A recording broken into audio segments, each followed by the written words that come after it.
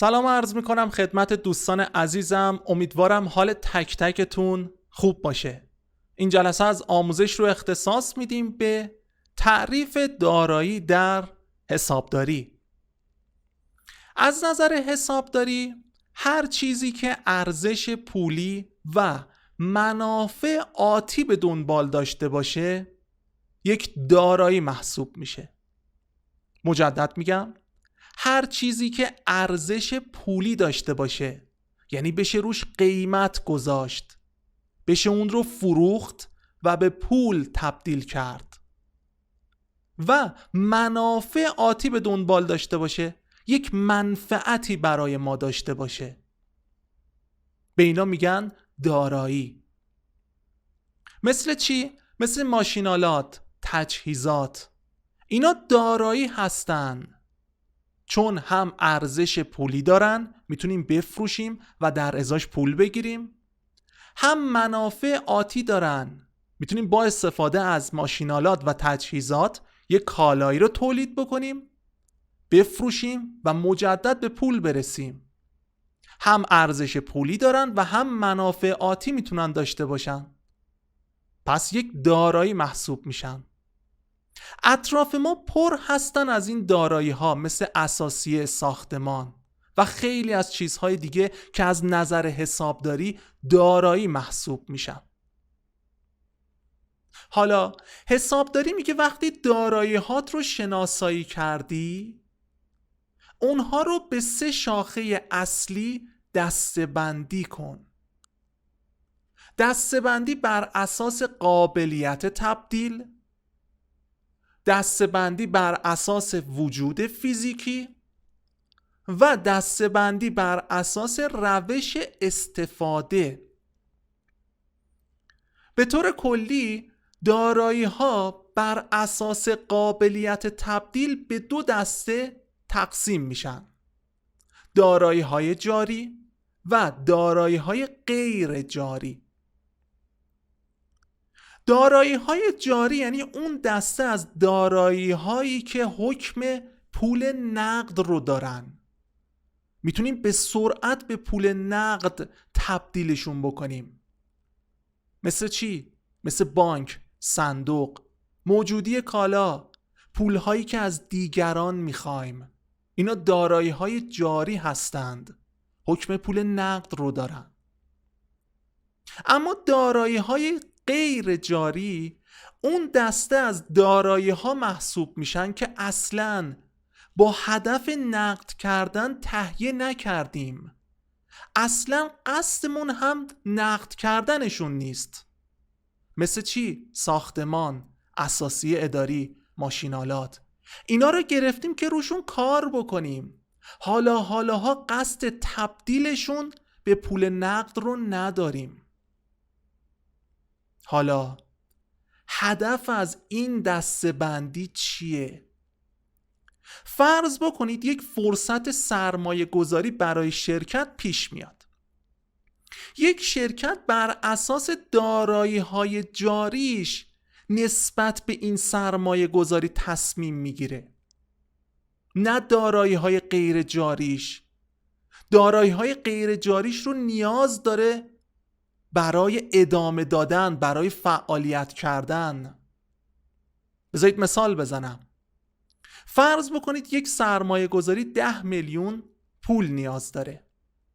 یک شرکت بررسی میکنه مجموع دارایی های جاریش 15 میلیونه، میگه پس من پول این سرمایه گذاری رو دارم.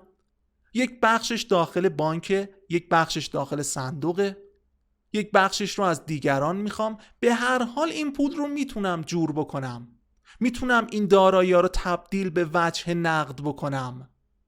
پس داخل این سرمایه گذاری میتونه شرکت بکنه. نگاهی به دارایی غیر جاریش نمیکنه، چون هدف از تهیه این دارایی ها اصلا تبدیلشون به پول نقد نبوده. پس اصلا مجموع این دارایی ها رو در نظر نمیگیره. دسته‌بندی دارایی ها بر اساس وجود فیزیکی به 2 بخش تقسیم میشه: دارایی های مشهود و دارایی های نامشهود. دارایی‌های مشهود اون دسته از دارایی‌ها محسوب میشن که قابل رویتن، قابل دیدنن، قابل لمس کردنن. مثل چی؟ ساختمان، اساسیه، ماشینالات. اما دارایی‌های نامشهود اون دسته از دارایی‌ها هستند که قابل رویت نیست، مثل حق اختراع، حق چاپ. اینا بیشتر یک امتیاز هستند. حالا کاربرد این دسته بندی چیه؟ فرض کنید یک سرمایه گذار میاد داخل شرکت، میگه چقدر دارایی دارید؟ میگیم مجموعاً 100 میلیون دارایی داریم. یه نگاه میکنه، میبینه نه، چیزی که کاملا قابل مشاهده است شما 40 میلیون دارایی دارید نهایت. ما میگیم داری اشتباه میکنی، دارایی های مشهود ما 40 میلیونه، 60 میلیون دیگهش نامشهود، قابل دیدن نیست، امتیازاتی هست که ما داریم، مثل برندمون، حق اختراعمون. ببینید اهمیت داره این دسته‌بندی ها. دسته‌بندی پایانی میگه دارایی هات رو بر اساس روش استفاده هم به 2 بخش تقسیم بکن: دارایی های عملیاتی و غیر عملیاتی. دارایی های عملیاتی اون دسته از دارایی هایی هستند که ما در فعالیت روزانه بهشون نیاز داریم، مثل ماشینالات، تجهیزات، موجودی کالا، داریم باهاشون کار میکنیم. اما دارایی های غیر عملیاتی دارایی هایی هستند که یک گوشه رها شدن، باهاشون کاری نداریم، صرفا نگه داشتیم تا بعدن ازشون استفاده بکنیم، مثل زمین خالی، اوراق بهادار. اینا رو نگه داشتیم تا بعدها که ارزش پیدا کردند ازشون استفاده بکنیم. حالا هدف از این دسته بندی چیه؟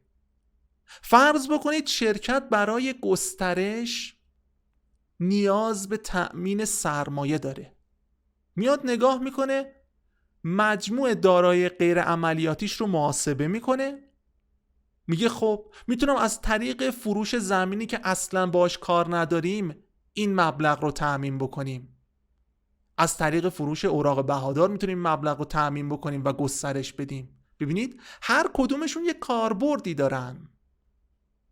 به همین خاطر حسابداری پیشنهاد میکنه که دارایی ها رو در 3 شاخه اصلی طبقه بندی و لیبل گذاری بکنید تا هر وقت نیاز داشتید بتونید بر اساسش فیلتر بکنید. امیدوارم از تماشای این ویدیوی آموزشی استفاده کرده باشید. تا جلسه بعد.